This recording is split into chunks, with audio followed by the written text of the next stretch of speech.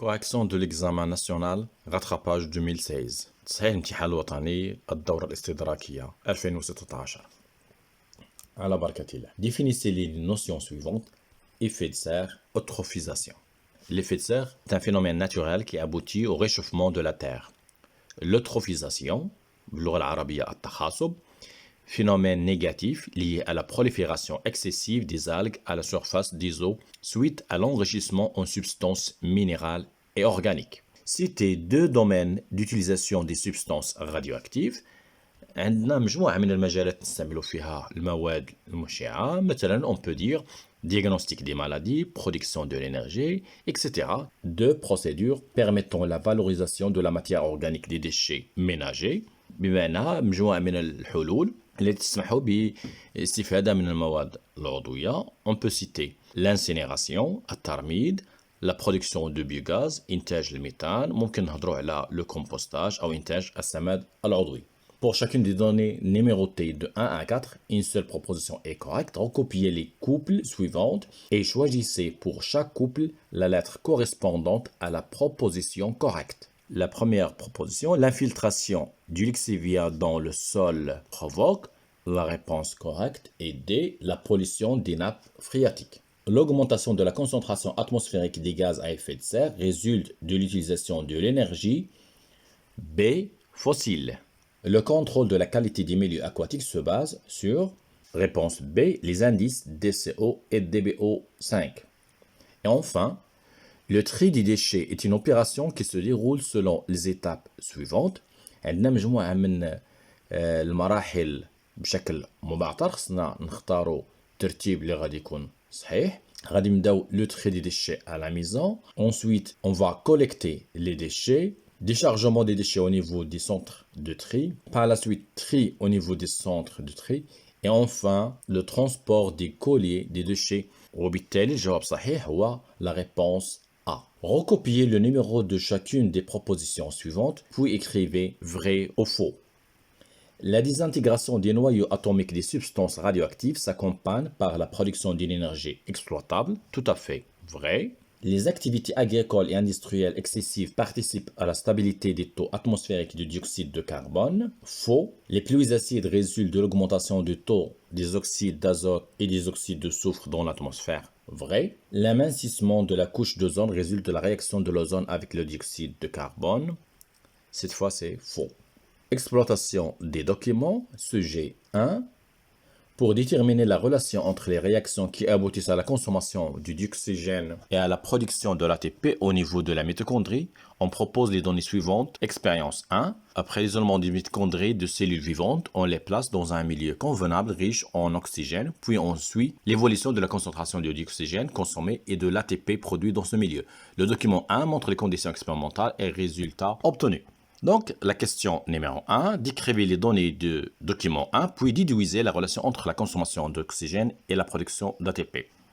السؤال هو الشق الاول منه تحليل ثم الشق الثاني هو استنتاج. بالنسبه للتحليل تيبان لنا عندنا جوج ديال المنحنيات. Une courbe pour l'ATP, la concentration en ATP, et l'autre pour la concentration en oxygène. Donc نحاولوا نديروا تحليل للمنحنيين معا. غادي نلاحظوا avant l'injection du pyruvate, stabilité de la concentration d'oxygène a une valeur maximale et l'ATP a une valeur minimale. Après l'addition du pyruvate, concentration d'oxygène diminue légèrement. En même temps, on enregistre une légère augmentation de la concentration en ATP. Et après l'addition du pyruvate et d'ADP et de PI, on constate une diminution progressive de la concentration d'oxygène et une augmentation progressive de la concentration en ATP. On déduit donc que la production de l'ATP au niveau de la mitochondrie est liée à une consommation d'oxygène. Expérience 2. Après l'élimination des membranes externes des mitochondries, isolées de cellules vivantes, on les place dans une solution dépourvue d'oxygène et enrichie de donneurs d'électrons. En se basant sur les données du document 2 et sur vos connaissances, décrivez l'évolution de la concentration d'ions H+, les protons, observée au niveau de la figure B du document 2. Puis expliquez la variation de la concentration des protons enregistrée directement après l'addition de l'oxygène. On constate qu'avant l'addition de l'oxygène, la concentration des protons au milieu extérieur est nulle, mais après l'addition de l'oxygène, on remarque une augmentation rapide de la concentration de protons, puis une diminution progressive de la concentration des protons jusqu'à rétablissement de la valeur initiale. Pour expliquer ces résultats, on peut dire l'augmentation de la concentration des protons observée après l'addition de l'oxygène est due à la sortie de ces protons résultant de l'oxydation des donneurs d'électrons à travers la membrane interne des mitochondries. On trouve au niveau de la membrane interne de la mitochondrie plusieurs complexes transporteurs d'électrons. Le document 3 montre l'emplacement de ces complexes.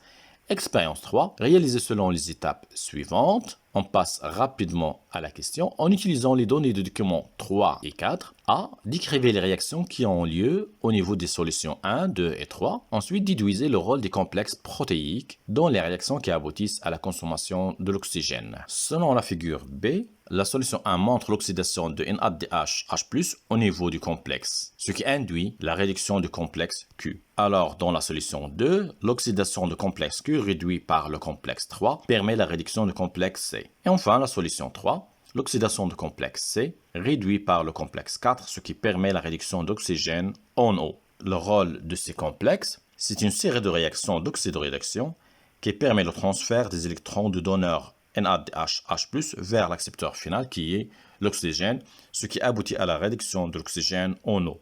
Expérience 4. On soumet des mitochondries isolées à l'action des ultrasons pour fragmenter leur membrane. On obtient les résultats suivants. On va comparer le pH interne-extérieur. En exploitant les données du document 5, déterminer la condition principale nécessaire à la synthèse d'ATP au niveau de la mitochondrie. Justifiez votre réponse. Donc, en cas où pH intérieur est inférieur au pH du milieu extérieur, il y a production d'ATP. En cas où pHI est supérieur au pH E, on constate une absence de production d'ATP. Et en cas où pHI est égal au pH E, il n'y a pas de production d'ATP. On déduit donc que la production de l'ATP au niveau de la mitochondrie nécessite un gradient de protons entre l'espace intermembranaire et la matrice. En se basant sur vos réponses précédentes, montrez la relation entre les réactions de consommation de l'oxygène et la synthèse d'ATP. En effet, l'oxydation de donneurs d'électrons aboutit à la libération des électrons et des protons. Ce transfert d'électrons à travers les transporteurs de la chaîne respiratoire s'accompagne par le passage des protons vers l'espace intermembranaire. Ce flux des protons de l'espace intermembranaire vers la matrice engendre énergie électrochimique qui va être utilisée par les pédoncules à la synthèse de l'ATP et l'oxygène va être réduit en eau. Sujet 2. Pour déterminer l'origine d'une mutation et le mode de transmission d'un allèle mutant chez deux types d'êtres vivants, on propose l'exploitation des données suivantes. À partir de la comparaison des résultats indiqués sur les documents 1 et 2, expliquez la résistance de la souche mutante aux macrolides. Selon les documents 1 et 2, on voit que, contrairement à la souche sauvage, chez la souche mutante, la concentration des antibiotiques macrolides dans le milieu extérieur est supérieure à sa concentration dans le milieu intérieur. La souche mutante contient une quantité de protéines plus grande que celle présente chez la souche sauvage. Pour expliquer cette résistance, on peut dire que la résistance aux macrolides est liée à la concentration élevée de la protéine qui assure l'expulsion des macrolides hors des bactéries concernées.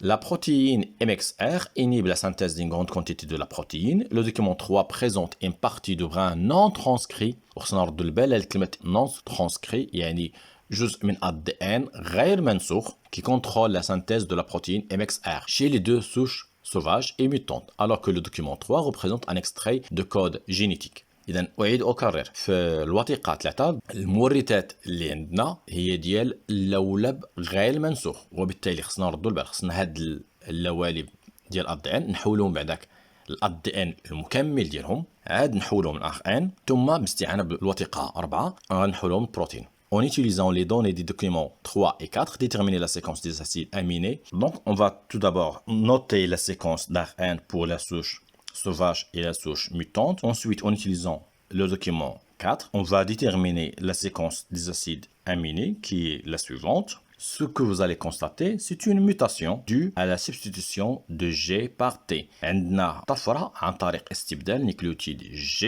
بنيكليوتيد T على مستوى ثلاثية 114. Ce qui provoque l'apparition d'un codon stop UGA تعطينا واحد الوحدة بدون معنى وتتوقف عندها قراءة ديال الRN. donc au niveau de l'ARN messager, et la synthèse d'une protéine inefficace. L'absence de l'inhibition de la synthèse de la protéine permet la production d'une grande quantité de la protéine, ce qui provoque l'expulsion excessive des macrolides hors de la bactérie. إذا في المجمل خصنا نبينوا بأن راه وقعت واحد الطفرة، وهاد الطفرة هي اللي غيرت لنا المورثة، وبالتالي غيرت لنا البروتين، وبالتالي هاد البروتين ملي تغير غير لنا الصفة اللي هي la résistance de ces bactéries aux macrolides. On cherche à comprendre le mode de transmission d'un allèle mutant chez le diamant mandarin. Un aviculteur a réalisé 2 croisements entre des individus de phénotype suivant, phénotype sauvage à face gris, phénotype mutant à face noire. Nous avons le document qui montre les 2 croisements effectués. Question numéro 3. En utilisant les résultats du premier croisement, déterminez le mode de transmission du caractère couleur de la face chez ces oiseaux. بمعنى آخر من نديرو تحليل ديال هاد المعطيات، نهضروا على نوعية الهجونة، واش الجيل متجانس ولا غير متجانس، شكون السائد شكون المتنحي، واش عندنا مورثة مرتبطة بالجنس أم لا. على العموم خصنا نطرقوا النقاط التالية. Monohybridisme, tout simplement à cause de la transmission d'un seul caractère. Le premier croisement donne les valeurs suivantes: 2 à 3 d'individus à face noire et 1 à 3 d'individus à face gris. Je crois تذكركم هاد النتيجة بالمورثة المميتة. Donc c'est un gène létal. Les individus à face noire sont hybrides. عندنا أفراد هجناء. L'allèle responsable de la face noire est dominant. On note B majuscule. Et l'allèle responsable de la face grise est récessif. On note B minuscule. Le croisement réciproque donne les mêmes résultats. Donc l'hérédité étudiée est non liée au sexe. حسب الملاحظة اللي مكتوبة في أسفل الوثيقة 5، التزاوج العكسي يعطي نفس النتيجة، وبالتالي فإن المورثة المدروسة غير مرتبطة بصبغ جنسي. Déduisez le génotype des individus ayant le phénotype sauvage et les individus ayant le phénotype mutant. ما حدنا ولينا عارفين شكون السائد والمتنحي. Les oiseaux à face grise ont un génotype homozygote B minuscule B minuscule. Les oiseaux à face noire, génotype hétérozygote avec B majuscule B minuscule. Donnez l'interprétation chromosomique du premier et du deuxième croisement. Donc, غادي نديرو شبكة ديال التزاوج. Dans le premier croisement, il se fait entre un mâle à face noire et une femelle à face noire. On obtient 2 sur 3 B majuscule et 1 sur 3 B minuscule. Donc, les résultats théoriques correspondent aux résultats expérimentaux. Dans le deuxième croisement, il s'agit d'un mâle à face noire avec une femelle à face grise. 50% des oiseaux portent le phénotype B majuscule et 50% portent le phénotype B minuscule. Donc les résultats théoriques correspondent aux résultats expérimentaux. Sujet 3. Pour étudier certains phénomènes géologiques accompagnant la formation des chaînes de montagne, on propose l'exploitation des données suivantes. À partir du document 1, relevez les indices de la disparition d'un ancien océan et de l'affrontement de la plaque africaine avec la plaque européenne. نعتمد فقط على هاد الوثائق. غادي نلاحظوا مجموعة من الأدلة، مثلا دليل على اختفاء محيط هو la présence de l'ophiolite، دليل على تجابه الصفائح ou la présence des 2 formations tectoniques comme les plis, les failles, les inverses et les chevauchements. Et on peut ajouter aussi l'affrontement de la marge continentale. Maintenant, la comparaison de la composition minéralogique. Donc, on a un ensemble de minéraux qui sont soit présents dans un échantillon ou l'autre. Quand on compare E1 à E2, les 2 échantillons contiennent le pyroxène et la plagioclase, mais E2 contient l'épidote et ne possède pas l'hornblende. Comparons E3 et E4, ils possèdent les 2 plagioclase et glucophane, mais E4 est dépourvu de pyroxène et de l'épidote alors qu'il contient la jadéite. En comparant E4 et E5, il possède le plagioclase, mais E5 contient l'épidote, l'hornblende et il est dépourvu de glucophane, grenat et jadéite. Des géologues ont remarqué la présence d'une grande ressemblance de la composition chimique de gabbro et des échantillons rocheux étudiés. Le document 3 traduit le trajet d'évolution de gabbro et l'emplacement de ces échantillons rocheux sur ce même trajet. Déterminer les conditions de la pression et de la température régnant lors de la formation du gabbro et des échantillons E3, E4, puis déduisez le type de métamorphisme responsable de la formation de ces 2 échantillons. Je peux proposer ce tableau qui montre la valeur de la pression, la valeur de la température et le type de métamorphisme qui règne à l'échantillon E3 et à l'échantillon E4. En se basant sur les données précédentes et à vos connaissances, déterminez les 2 phénomènes géologiques responsables de chacun des 2 échantillons E3 et E4. D'après les données précédentes, l'échantillon E3 a subi une basse température mais une pression élevée, donc le phénomène géologique c'est la subduction, alors que l'échantillon 4 a subi une forte pression et température, donc le phénomène géologique et la collision. À partir de vos réponses précédentes, déterminez les étapes de la formation de la chaîne alpine franco-italienne. الجواب على هذا السؤال الأخير تنحاولوا نجمعوا جميع المعطيات وجميع المعلومات اللي استفدنا منها من إجابتنا على جميع أسئلة التمرين. غادي نحاولوا نديروا واحد النص نتكلموا فيه على الظواهر الجيولوجية اللي حدثت، العلاقة بين هاد الصفائح والتشوهات التكتونية اللي خضعت لها. Déplacement du continent africain vers le continent européen avec subduction de la lithosphère océanique sous la lithosphère continentale en rapport avec les forces compressives. Fermeture d'un ancien océan avec conservation d'une structure ophiolitique en rapport avec le phénomène d'obduction. Collision des deux marges continentales et apparition de structures tectoniques comme les plis, les failles inverses et les chevauchements.